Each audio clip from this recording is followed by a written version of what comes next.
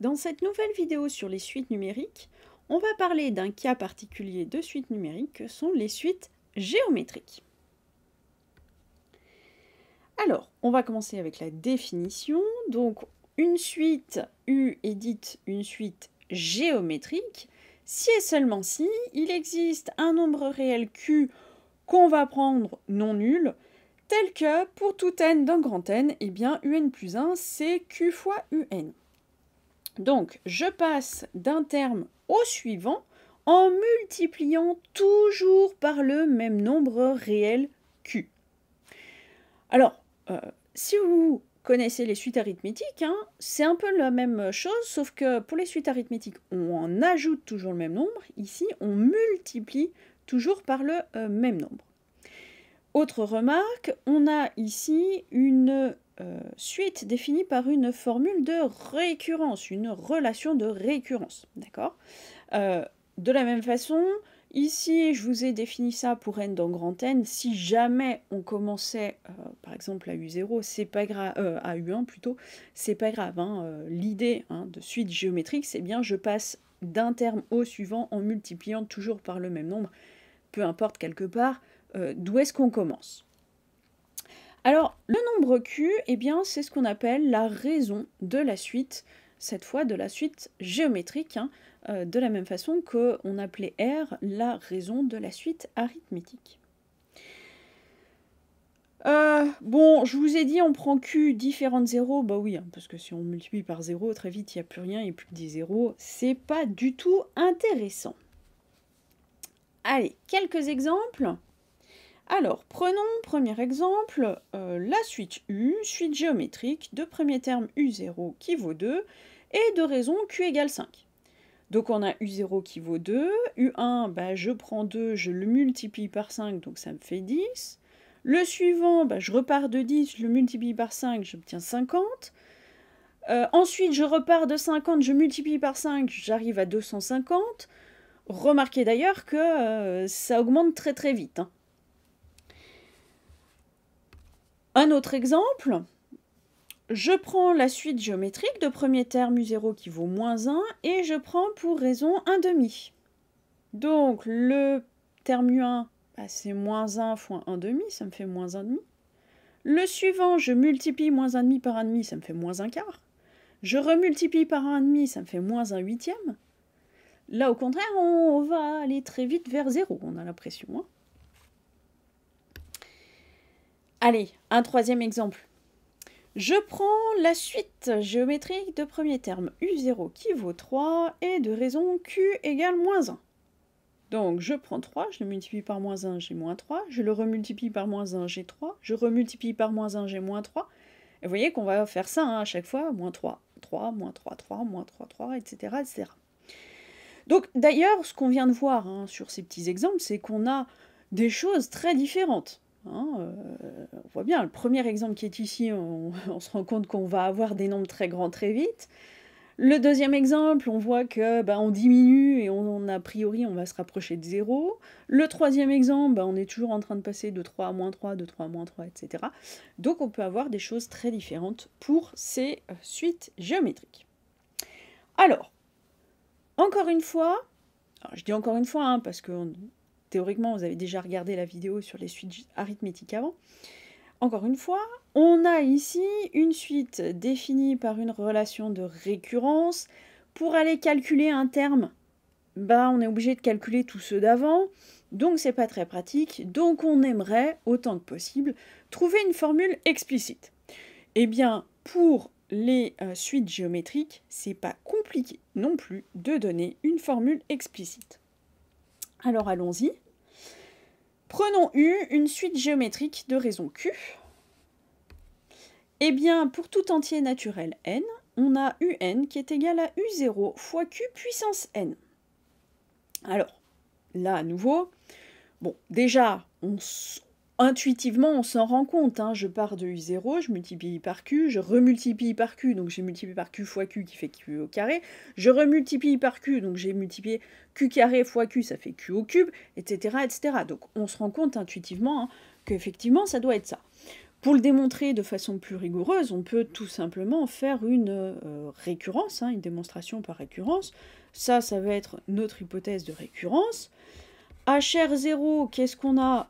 U0 fois Q puissance 0, c'est quoi? Q puissance 0, c'est 1. U0 fois 1, ça fait U0, donc c'est bien initialisé. Et puis, pour l'hérédité, donc on suppose que UN est égal à U0 fois Q puissance n pour un n donné. Et maintenant, on va calculer UN plus 1. UN plus 1, par définition, c'est UN fois Q. Oui, mais UN, par hypothèse, c'est U0 fois Q puissance n, que je remultiplie par Q. Ça, c'est la définition de U0 fois Q puissance n plus 1. Et donc, effectivement, alors je rédige pas tout correctement ici, hein, mais la récurrence, elle est bien héréditaire et elle est vraie, hein, elle est initialisée. Donc, forcément, j'obtiens la formule que je vous ai donnée ici. Allez, un exemple.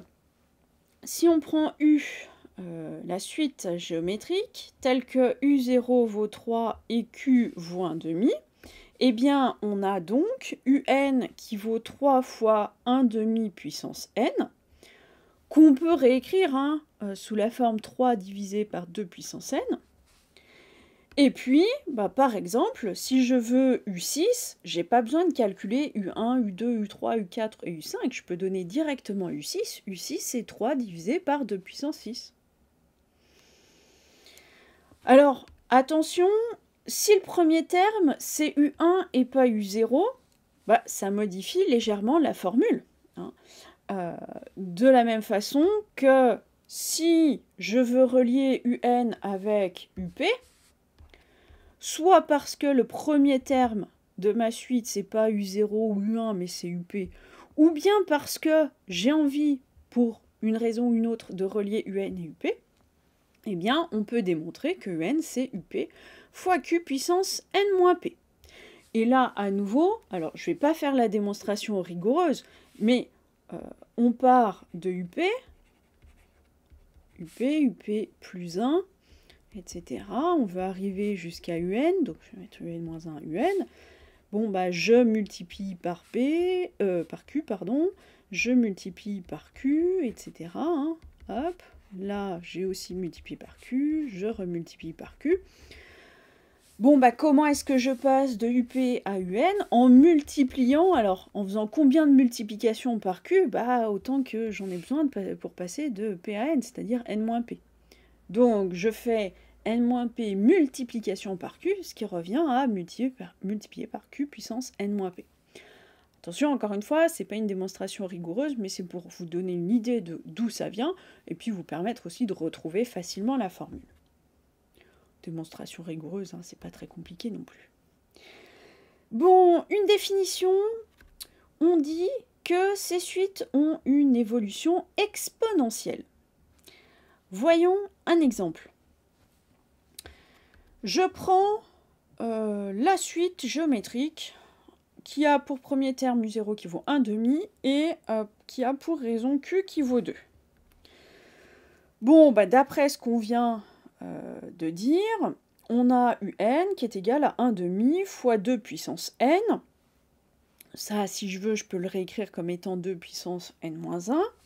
Et si je fais la représentation graphique, donc si je trace mon nuage de points, vous voyez bien que si je prends là, je peux dire que UN, c'est, alors, allez, on va dire f de n, où on a f qui est la fonction qui a x associe x puissance n sur 2, on va le dire comme ça, ou bien hein, ici on pourrait dire que c'est aussi x puissance n-1, ça marcherait hein, dans cet exemple-là aussi.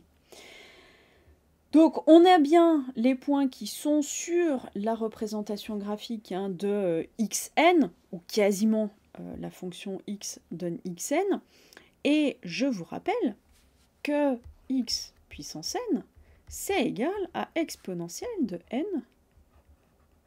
log de x.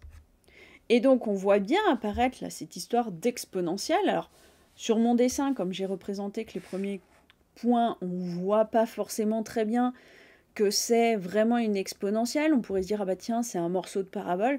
Non, non, hein, c'est vraiment une représentation graphique d'exponentielle.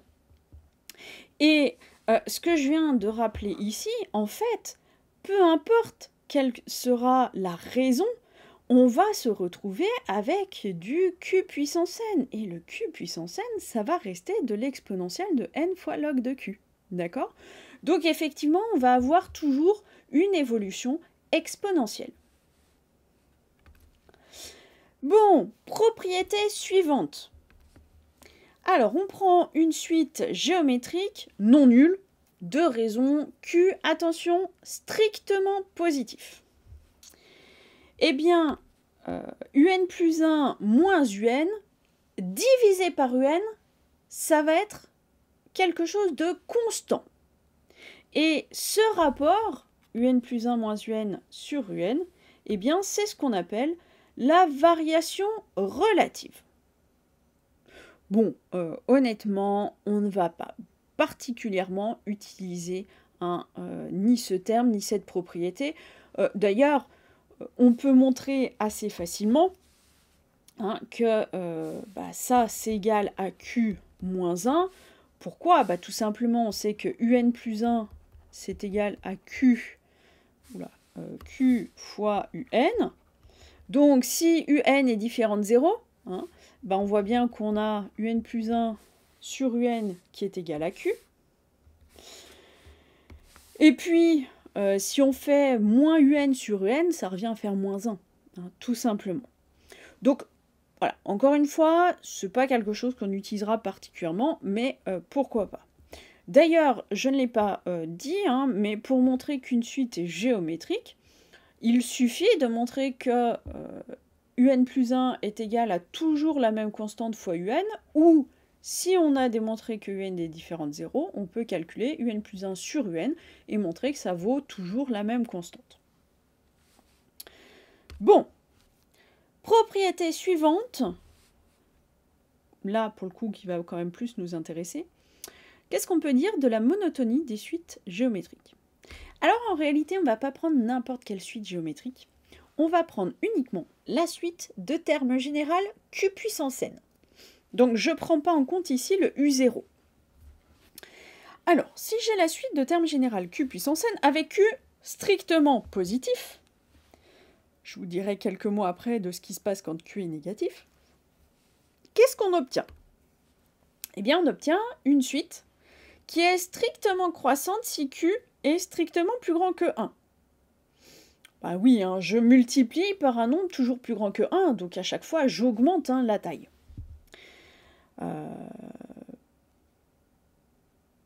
Ouais, allez, je peux aller un petit peu plus dans le détail. Si je fais un plus 1 moins un, j'ai donc qn plus 1 moins qn. Je peux mettre q puissance n en facteur. Et donc, q puissance n, on a dit q est positif, donc ça c'est forcément positif. Et donc ce machin-là va déterminer le signe de un plus 1 moins un. Si q moins 1 est positif, un plus 1 moins un c'est positif, et donc la suite elle est croissante. Donc, si q est strictement plus grand que 1, eh bien ma suite de terme général q puissance n est strictement croissante. Si q est compris entre 0 et 1, on vient de le dire, q-1 va être négatif, et donc tout ça va être négatif, et donc un plus 1 est plus petit que un, et donc la suite va être strictement décroissante.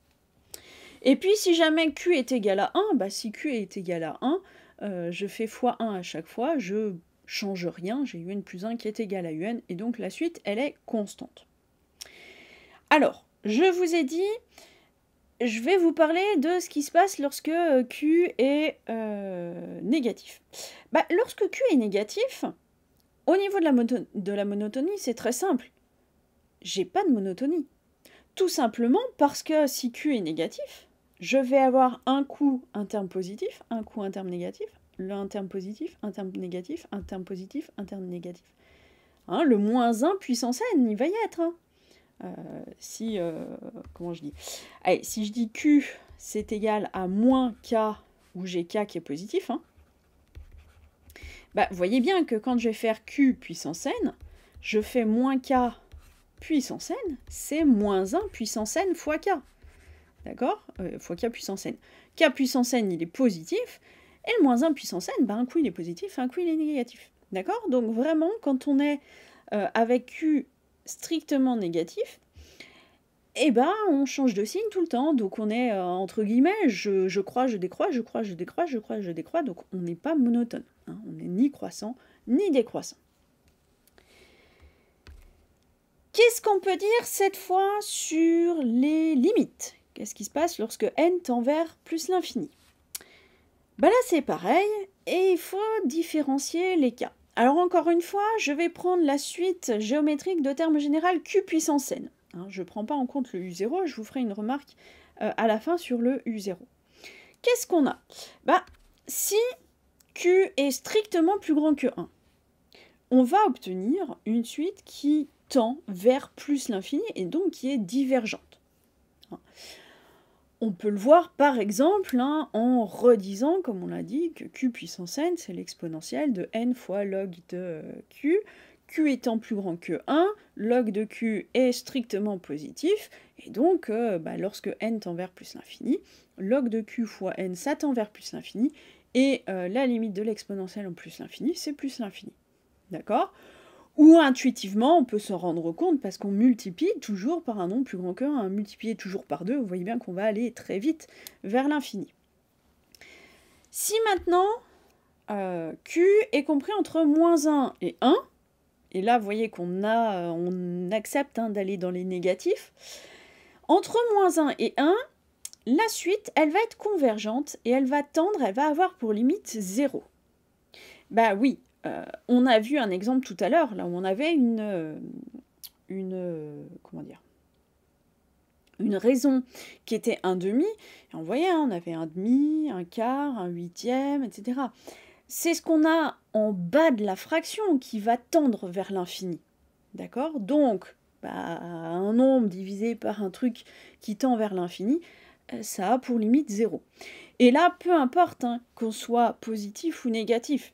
Ce qui va changer, c'est simplement que si on a Q qui est compris entre 0 et 1, à ce moment-là, on va décroître vers 0. Et puis, si on est entre moins 1 et 0, eh bien, on va avoir un cas où on va être un coup positif, un coup négatif, mais à chaque fois, on va se rapprocher de plus en plus de 0. Et puis, qu'est-ce que... Alors, je vous ai pas mis ici le cas Q égale 1, mais bon, si Q égale 1, elle est constante, donc c'est vite vu. Et qu'est-ce qui se passe lorsque Q est plus petit ou égal à moins 1? Eh bien, il n'y a pas de limite. Donc la suite, elle est divergente, mais elle est divergente cette fois parce qu'elle n'a pas de limite. Pourquoi? Tout simplement parce qu'on l'a déjà dit, on va passer de positif à négatif. Alors, si Q est égal à moins 1, on va faire 1 moins 1, 1 moins 1, 1 moins 1, 1 moins 1, 1 moins 1, 1 moins 1. Et puis, si Q est strictement plus petit que moins 1, eh bien, on va avoir un coup un terme positif, un coup un terme négatif, et en valeur absolue, des termes qui sont toujours plus grands. Donc, quelque part, quand je vais être suffisamment proche de plus l'infini, je vais avoir des termes qui passeront de plus l'infini à moins l'infini, de plus l'infini à moins l'infini, etc. etc. D'accord? Alors, je vous ai dit, encore une remarque, là on a bien considéré la suite de termes général Q puissance n. Si jamais on est sur une suite géométrique générale, donc U0 fois Q puissance n, il faut se méfier un tout petit peu. Alors, ça ne va pas changer fondamentalement grand-chose. Si Q est plus petit que moins 1, ça ne change rien. On va garder qu'on n'a pas de limite.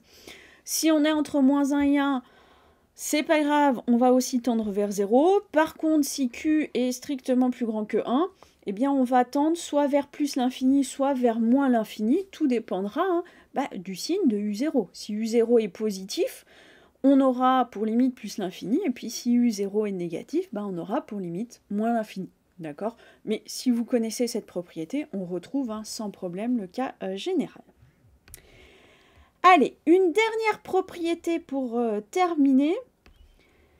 Prenons n un entier, plus grand ou égal à 1, et on prend q, un réel, qui est différent de 1. Bon, tant qu'à faire différent de 0 aussi, parce que ça n'aura pas beaucoup d'intérêt si on dit 0. Quand je fais la somme de k égale 0 à n des q puissance k, donc 1 plus q2, etc., plus qn. Donc somme d'une suite géométrique un petit peu particulière, qu'est-ce que j'obtiens? Eh bien, j'obtiens 1 moins q puissance n plus 1 sur 1 moins q. Alors, pourquoi? Notons S, cette somme-là. Calculons q fois S. Q fois S, c'est quoi? Je multiplie tout par q, donc je vais avoir q, plus q carré, plus jusqu'à q puissance n. Oh, allez, je mets q puissance n et je mets le q puissance n plus 1.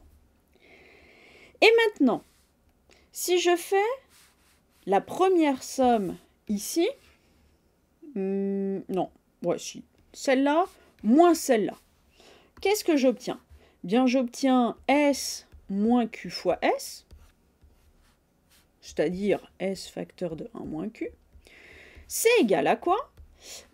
Allez, je vais l'écrire, j'ai 1 plus Q2, plus jusqu'à plus Qn, moins Q plus Q2, plus Qn, plus Qn plus 1. Bon, du coup, ça me fait 1 plus Q2, plus Qn, moins Q, moins Q2, moins Q3, etc., moins Qn, moins Qn plus 1. Et qu'est-ce qu'on remarque? Mon Q qui est là, il va se simplifier avec le Q qui est ici. Le Q carré ici, il va se simplifier avec le Q carré ici. Etc., jusqu'au Qn qui est là, qui va se simplifier avec celui-là. Et donc, qu'est-ce qu'il nous reste? Il nous reste 1 moins Q puissance n plus 1. Bon, j'ai S fois 1 moins Q qui est égal à 1 moins Q puissance n plus 1. Q étant différent de 1, 1 moins Q c'est différent de 0, donc je peux diviser par 1 moins Q des deux côtés du égal, et j'obtiens exactement la formule que je vous ai donnée. Bon, cette formule, elle va nous servir notamment à pouvoir calculer la somme d'un certain nombre de termes d'une suite géométrique quelconque cette fois, en travaillant un tout petit peu plus. Donc prenons un exemple. Prenons U, la suite de premier terme U0 qui vaut 2, et de raison Q est égal à 3. Donc ça veut dire que UN, eh bien c'est tout simplement 2 fois 3 puissance n. Et on veut calculer la somme, par exemple, des 11 premiers termes de cette suite. Donc la somme des 11 premiers termes, c'est donc la somme de k égale 0 jusqu'à 10 duk, c'est-à-dire U0 plus U1 plus U2 jusqu'à plus U10. Alors bien évidemment, on peut calculer séparément U0, U1, U2, U3 jusqu'à U10 et puis faire la somme à la fin. Bon, là le but, c'est bien évidemment d'utiliser la formule qu'on a là, qui d'ailleurs se généralisera au cas où, je sais pas moi, on veut les 101 premiers termes, la somme des 101 premiers termes, à la main, je vous souhaite bon courage pour les faire. Qu'est-ce qu'on obtient? Alors, U0. U0, c'est 2, ou 2 fois 1, si vous voulez. Ensuite, U1, c'est 2 fois 3. Je vais avoir 2 fois 3 au carré, et puis je vais aller jusqu'à 2 fois 3 puissance 10. Qu'est-ce que j'ai? On voit qu'on a 2 fois dans chacune des sommes. Donc, je peux mettre mon 2 en facteur et j'obtiens 1 plus 3 au carré, plus jusqu'à 3 puissance 10. Ah oui, mais ça, c'est très exactement la somme, la formule qu'on vient de voir ici. Vous prenez Q égale à 3, c'est exactement ça. Donc, d'après ce qu'on vient de voir, j'ai 2 fois 1 moins Q, on a dit c'est 3, puissance n plus 1, donc 11, divisé par 1 moins 3. Alors, Notez d'ailleurs que 1 moins 3, ça fait moins 2. Les deux vont donc se simplifier, donc ça c'est égal à 3 puissance 11 moins 1. Et en tout, ça nous donne 177 146. Vous voyez que s'il faut calculer tous les termes, puis faire la somme, c'est un peu plus compliqué. Là par contre, sans calculatrice, ça devient un petit peu compliqué aussi. Voilà qui termine cette vidéo.